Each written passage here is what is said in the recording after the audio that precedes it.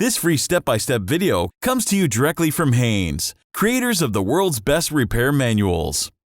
Fix your car or truck the right way with our accurate and reliable information at your side.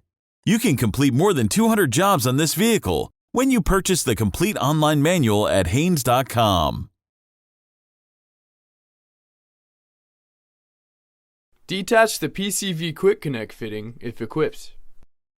Disconnect the electrical connector from the mass airflow and intake air temperature sensor on the filter housing cover. Loosen the hose clamp on the air inlet duct and separate the inlet duct from the housing cover. Detach the wiring harness retaining clip on the housing cover. Loosen the screws around the perimeter of the cover, enough to allow the cover to be removed.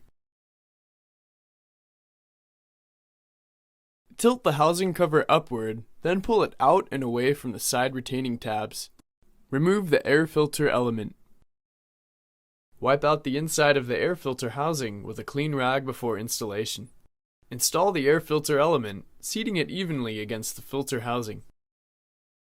Install the housing cover, feeding the side retaining tabs in first, then tighten the screws securely.